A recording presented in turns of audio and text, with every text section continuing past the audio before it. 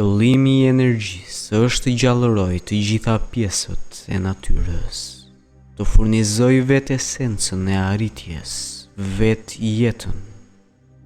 Shumica e njerëzve i kushtojnë pak vëmendje ndarjes së energjisë së tyre. Ata e shpërdorin atë në mënyrë diskriminuese derisa ajo mbaron. Edhe më pas ata pyesin veten se pse universi i ka harruar ata. Studimet serioze të metafizikantit zakonisht fillojnë pasi ai të ketë arritur ato vite kur energjia nuk është edhe shumë e bollshme. Gëzimi i rinisë ka mbaruar, mundi dhe përgjegjësia kanë bërë të tyren dhe tani është e nevojshme të organizohen burimet dhe të ruhet e gjithë jeta për qëllimin kryesor të jetesës dhe iluminizmit. Monku taoist nuk do të bëjë asgjë që nuk është absolutisht e nevojshme për të bërë. Ai nuk do të mendonte më shumë të brithte vërdall nëpër kodra sesa të ulej në një cep të rrugës. Ai është kryesisht i shqetësuar për ruajtjen e energjisë së tij në mënyrë që ta zotërojë atë gjatë mjaftueshëm për të arritur iluminizmin. Për shkak të qëndrimit të tij shumë të moderuar, ai gëzon shëndet të mirë në vitet e tij të shtyra dhe zakonisht vdes nga pleqëria sesa prej një nga formave të vetvrasjes së paqëllimshme që shfarosin perëndimorët. Direktësia e veprimit do të thotë të bësh një gjë me mjetet më të thjeshta dhe më direkte, të jetosh sipas kodeve më të thjeshta dhe më direkte.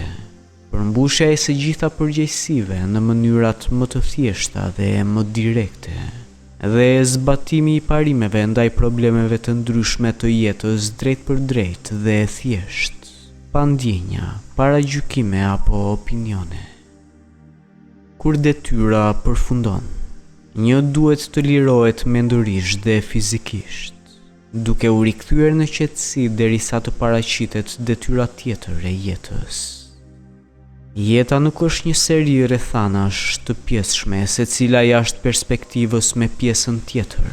Edhe pse shumë jetë duken si veprime të çrregullta në një film, me ndërprerje mendore midis tyre. Për ata që punojnë në harmoni me ligjin, jeta është një pikturë e rrjedhshme në brendësi që lëviz qetësisht nga një gjë në tjetrën. Atje nuk ka ndërprerje sepse nuk ka aksidente në univers. Dhe çdo incident në jetë është i rëndësishëm.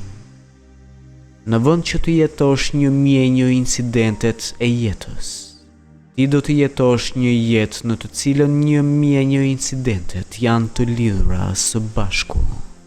Aq të lidhura sa çdo gjë që ndodh është e drejtë. Dhe kjo jo sepse ti e injoron verbërisht atë që duket se nuk është e drejtë, por sepse ti do të kesh gjetur tashmë një drejtësi më gjithëpërfshirëse që përfshin të gjithë jetën. Ti do të zbulosh se mund ta kalosh ditën e paprekur nga çfarëdo që mund të jetë duke ndodhur përreth teje. Ngjarjet do të arrijnë në rëndësinë e tyre relative. Të gjitha përvojat bëhen mësime që duhen mirëpritur. Çdo gjë që ndodh bëhet pjesë e një procesi të mirë organizuar.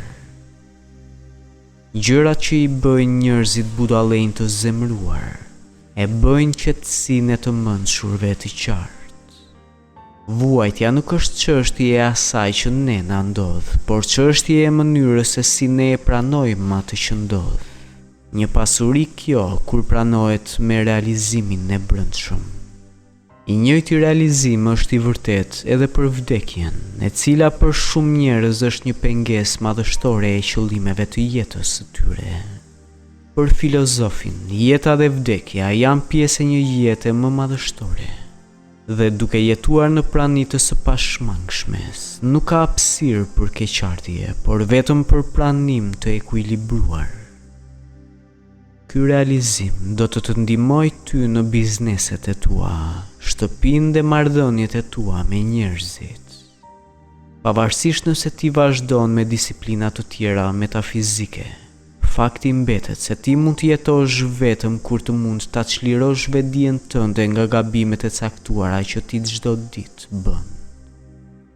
Nëse ti mund të gjesh mençuri dhe integritet mendor, nëse ti sinqerisht mund t'i thuash vetes, njerëzit kanë humbur fuqinë për të më lënduar mua, dhe rrethanat nuk munden më tepër që të errësojnë bindjet e parimeve të mia, atëherë ti mund të arrish një qetësi të brendshme.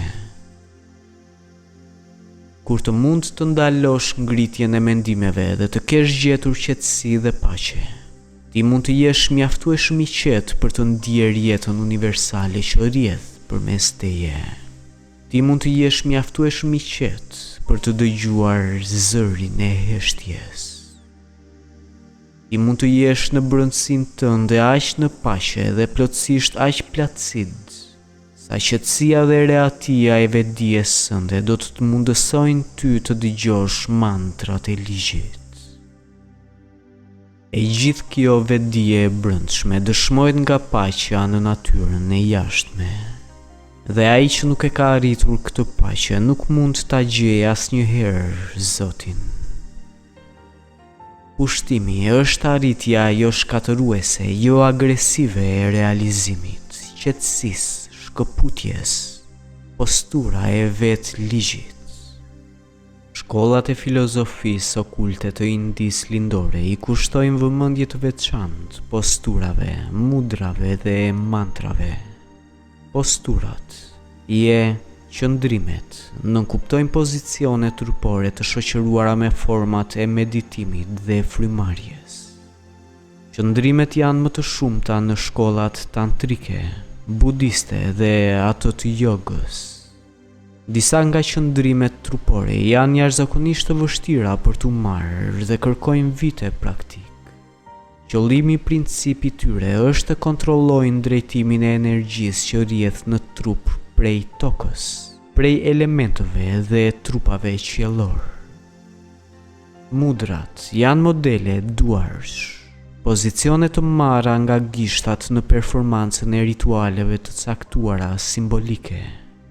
Studimi i mudrave përfshin gjithashtu teknikën e mbajtjes, ngritjes dhe vendosjes së instrumenteve të shenjta si kambanat, shkopinjt dhe dorjes. Mudrat kanë arritur shkallën e tyre më të lartë të pësosmërisë midis monkëve budist të Ceylonit. Ato ndodhin edhe në Tibet, ku shenjtorët dhe princat e ndryshëm të hyjnizuar budist përfaqësohen në pozicione të caktuara, ndërsa ata kryejnë mudra të përshtatshme. Mantra është një formë këndimi, e cila ndodh në pothuajse të gjitha fetë. Virtyti i mantrës qëndron në tingullin e rrokjeve të caktuara, tinguj që krijojnë vorbulla dridhëse. Shumica e popujve të lashtë e pranonin në rëndësinë e tingullit dhe përdornin mantra të ndryshme në thirrjen e perëndive të tyre dhe në qetësimin e paraardhësve të tyre të hyjnizuar. Në Indi, thuhet se mantra pastron trupin me anë të fuqisë së saj vibruese, duke stimuluar njëkohësisht çakrat ose qendrat nervore. Duhet të jetë evident për studentin e thellë metafizik se postura, mudra dhe mantra kanë më shumë rëndësi simbolike se sa të mirëfillt. Kjo pikë është theksuar nga monkët zen, të cilët këmbgulin se të gjitha ceremonitë fizike janë simbolike të proceseve mistike që ndodhin në brendësi të vetë njeriut. Grekët kishin një mendim të ngjashëm, gjithashtu edhe etrit e kishës së hershme të krishterë, por aspektet mistike të ritualizmit janë harruar gradualisht. Tani ceremonitë e ndryshme supozohet se posedojnë fuqi të brendshme të shenjta në efektet e tyre. Studentët e sinqertë paralajmërohen kundër rreziqeve të ngatresave ritualistike. Bota moderne fetare është përplot me formula, dhe ndërsa këto formula kanë vendin e tyre, në klapa si hije faktesh këto, supozohet se mistiku i vërtet e ka t'i kaluar domosdoshmërinë e pjesëmarrjes në këto fabula fetare. Çdo lloj formule, duke filluar nga formula Om e hinduistëve deri te pohimi, paqja, fuqi dhe bollëk i psikologjisë popullore. I përket një lloj ritualizmi i cili mund të jetë shumë i dëmshëm nëse pranohet si substancë e realitetit. Megjithatë, nuk mund të mohohet se atje ekzistojnë fjalë fuqie. Gjithashtu, se disa rituale kanë një efekt magjik. Por metafizikanti modern nuk është mjaftueshëm i informuar për t'u marrë me magji. Është e panevojshme për zhvillimin e tij shpirtëror. Dhe siç magjistari madhështor transcendental Eliphas Levi e pranoi, kjo mund të shndërrohet lehtësisht në një rrugë pa krye. Meqense të gjitha mudrat dhe mantrat janë jashtëzakonisht të rrezikshme për ata që nuk kanë përvojë, duke qenë në të njëjtën klasë me ushtrimet e zhvillimit të çakrave dhe ushtrimet e frymëmarrjes së jogës. Disiplina të tilla janë zhdukur me kujdes nga mësimet e këtyre faqeve, në përputhje të plotë me mësimet zen se ato nuk janë të nevojshme për zhvillimin shpirtëror. Nuk përfaqësojnë esencën e së vërtetës dhe i përkasin veglave të kulteve. Librat e lashtë na tregojnë, dhe po kështu edhe më të nderuarit e guruve, se një student që përgatitet të praktikojë meditimin ose ndonjë nga disiplinat metafizike, duhet që së pari të zotërojë qëndrimin ose rregullimin e trupit që shoqëron disiplinën. Qëndrimet janë pozicione të relaksimit të stërvitur. Gurut e informuar e din se këto qëndrime janë vetëm simbolike të kushteve të brendshme të vetdijes, se pozicioni aktual i trupit është relativisht i parëndësishëm, por disiplina mendore e së cilës qëndrim është jashtëzakonisht e rëndësishme. Kur atje thuhet se sannyasi ul veten, ti duhet të kuptosh se qëndrimi i uljes është një përvojë e brendshme, mistike dhe jo një pozicion aktual fizik. Ti duhet të mendosh mendjen si të disiplinuar dhe jo trupin. Të ulësh veten do të thotë të qëndrosh fort në ligj, të vendosësh vetdijen tënde drejt në sferën e vlerave universale. Të ulësh veten në ligj do të thotë të vendosësh realizimin tënd në ligjin e përjetshëm, të pandryshueshëm, gjithmonë real të jetës. Është njohje e integritetit absolut të universit, e vërteta absolute e realitetit. Kur monku budist thotë, unë e vë besimin tim në ligj, ai do të thotë se ai e vendos vetdijen e tij në realitetin e drejtësisë supreme. Ai e ka gjetur qendrën e tij të vetdijes në realizimin e drejtësisë së gjërave ashtu siç ato janë, dhe duke realizuar rëndësinë e gjendjes së tashme të tij dhe i çliruar nga shpresat e kota, ai kthehet në mënyrë konstruktive drejt përmirësimit përmes veprimit të drejtë edhe të fitimit të asaj që është e nevojshme.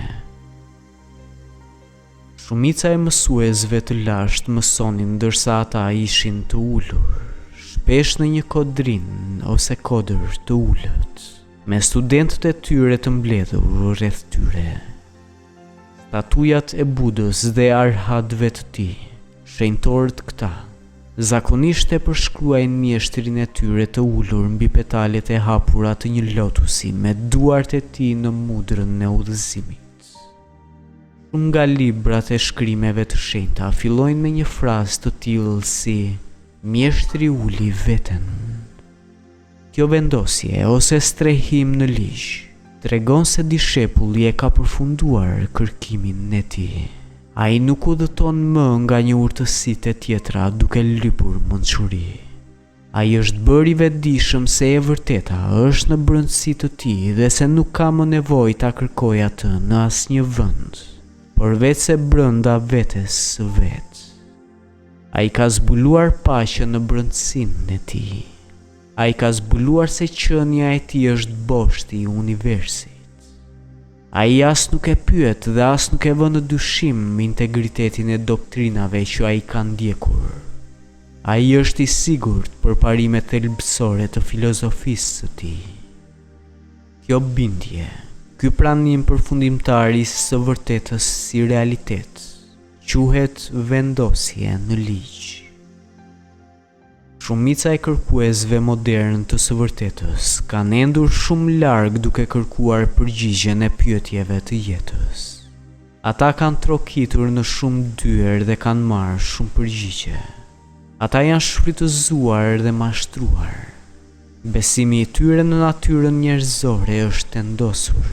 Edhe të gjitha këto për një arsye. Ata nuk e dinin se e vërteta ishte në brendësi. Në kërkim ata marrin shumë përgjigje, shumë dituri, por jo të vërtetën. Dhe ashtu si Buda, duke u endur nga një njeri i shenjtë në tjetrin, ata më në fund duhet të kuptojnë se fundi i çdo kërkimi, i së gjitha riteve dhe ritualeve, i së gjitha simboleve dhe alegorive, është realizimi i realitetit të brendshëm. Të ulesh në ligj, dikush si Buda që mediton, duhet të jetë në një gjendje absolute integriteti. Duhet të ketë qetësi absolute, tranquilitet absolut, paqe absolute. Pasi ka arritur këtë gjendje, studenti është gati të marrë udhëzime të mëtejshme,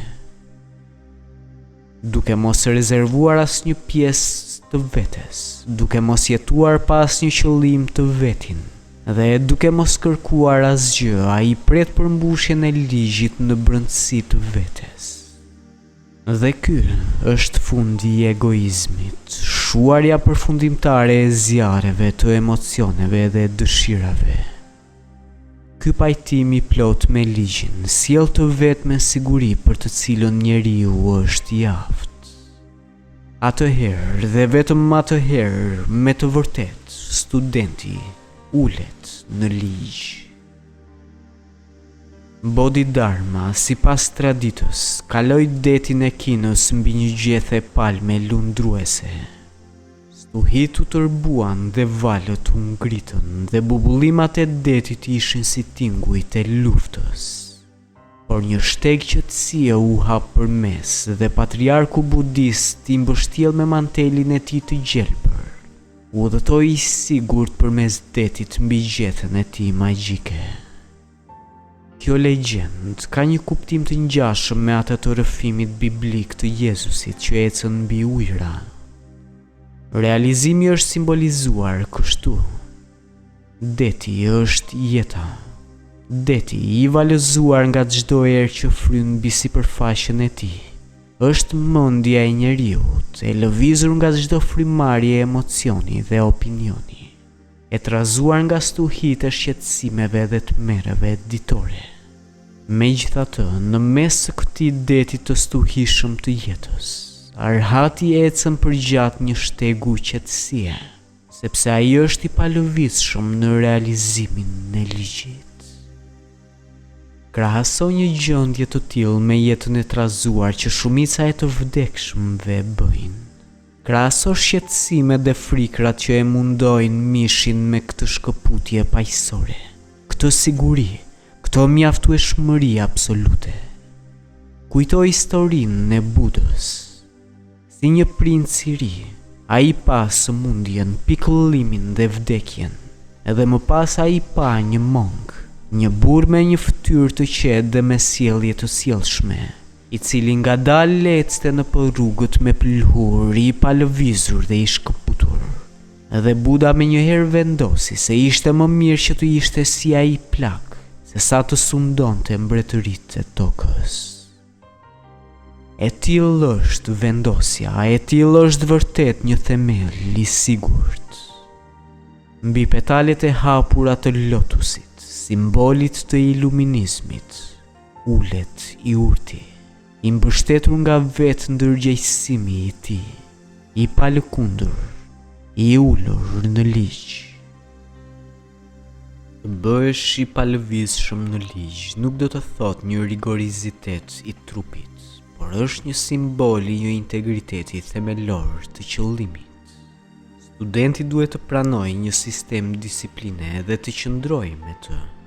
Ai duhet ta vendosë veten aq fort me një qëllim të vetëm, saqë as elementi i kohës dhe as ndonjë pengesë materiale nuk mund ta largojë atë nga qëllimi i tij. Ne duhet të realizojmë se qasja jonë ndaj reales është në integritetin e vetes son. Neofiti, studenti, përpara se të hyjë në meditim, mbyll qarqet e vetes. Në librat e vjetër që tregojnë fotografitë e filozofëve që meditojnë, ne i gjejmë trupin të formuar në një figurë të numrit 8, duke filluar nga kryqëzimi i duarve dhe këmbëve, dhe ka 2 arsye për këtë. E para është që të mbyllen forcat e kundërta vibruese. E dyta është parandalimi i shpërndarjes së forcave vibruese.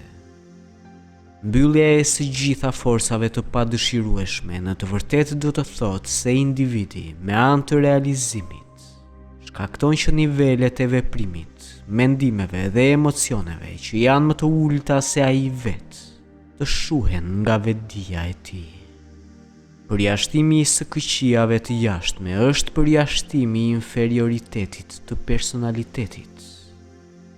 Jashtë, në kuptimin metafizik, nuk do të thotë gjithmonë mjedisi i jashtëm, aq sa trupi që është jashtë vetes. Ndërprerja e gjërave të jashtme do të thotë ngritja e vetëdijshme e mendjes në një nivel ku faktorët mendor dhe emocional shuhen.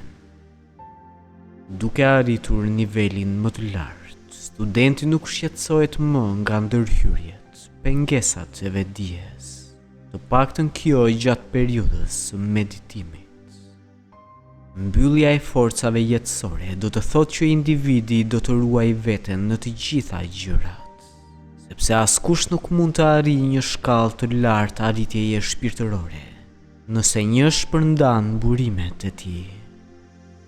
Ne duhet të kujtojmë se meditimi dhe realizimi përdorin për përmbushjen e tyre të njëjtën energji që atje përdoret për të gjitha profesionet dhe shqetësimet e jetës.